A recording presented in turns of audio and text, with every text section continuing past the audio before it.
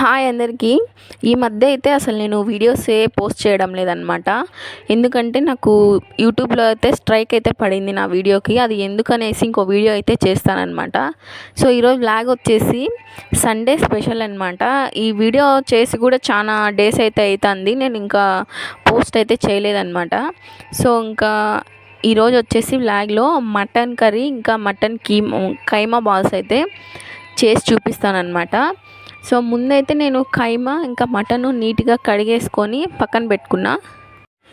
ఈ కైమాలో అయితే మనకి వాటర్ అయితే అసలు ఉండకూడదు అనమాట. నేను ఈ రెసిపీ చేసే ముందు మా అమ్మని అయితే ఒకసారి అడిగి కనుక్కొని ఈ రెసిపీ అయితే చేస్తానన్నమాట. ఎందుకంటే నేను ముందు కూడా ఛాన్సాలు చేసిన, కానీ చాలా డేస్ అయితే అయిపోయిందనమాట. సో దానికోసం అనేసి మళ్ళీ ఒకసారి అయితే అడిగేసి మళ్ళీ చేసినానమాట. ఇప్పుడైతే మటను సేమ్ యాజ్ ఇట్ ఈజ్గా కడిగేసుకొని నీట్గా ఉప్పు పసుపు ఇంకా ఎర్రగడ్డ ఆయిల్ వేసేసుకొని నీట్గా ఉడకబెట్టేసుకున్నాను అనమాట.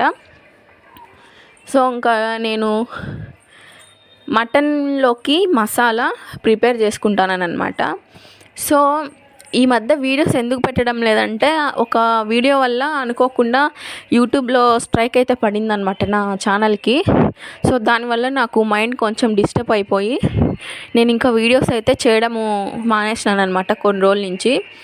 ఇప్పుడైతే మటన్లోకి యాజ్ ఇట్ ఈస్గా నేను కర్రీస్లోకి వేసుకునే మసాలా అయితే వేసేసుకున్నాను అనమాట. నేను ఎప్పుడు వంట చేసినా మా పాప అయితే ఎప్పుడు వంట రూమ్లోకి వస్తూ ఉంటుంది అనమాట నా కోసం అనేసి. అప్పుడప్పుడు వచ్చి ఏం చేస్తానని చూస్తూ ఉంటుంది, లేదా అది కావాలి ఇది కావాలని సతాయిస్తూ ఉంటుంది అనమాట.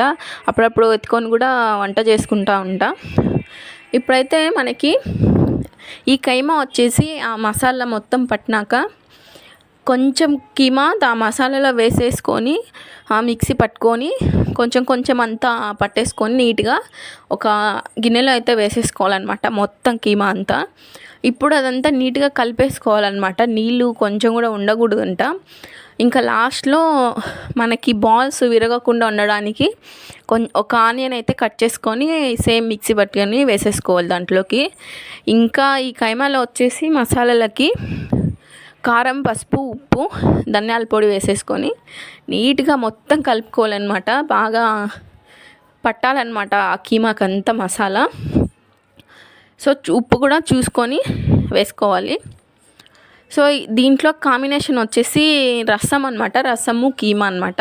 మనకి స్టార్టింగ్లో చూసినారు కదా. సో ఈరోజు రెసిపీ వచ్చేసి మటన్ కర్రీ ఇంకా రసము కైమా బాల్స్ అనమాట. సో మా అమ్మ చేసే వంటలో నాకు చాలా ఫేవరెట్ ఐటమ్ అనమాట కీమా బాల్స్. సో మొత్తం కలిపేసుకున్న తర్వాత ఈ విధంగా బాల్స్ అయితే చేసేసుకొని పెనంలో నీట్గా ఒక లైన్ లాగా పెట్టుకోవాలన్నమాట.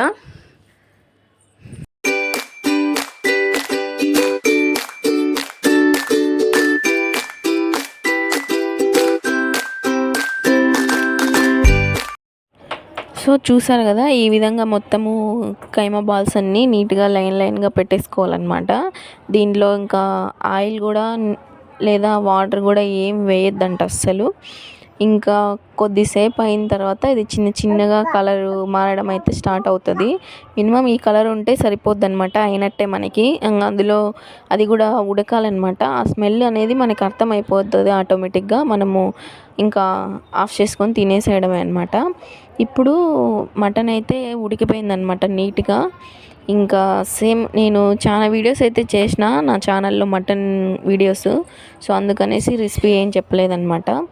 సో వీడియోలో ఆల్రెడీ కనిపిస్తూ ఉంది కాబట్టి నేను మళ్ళీ దాన్ని ఏం రిపీట్ అయితే చేయలేదు.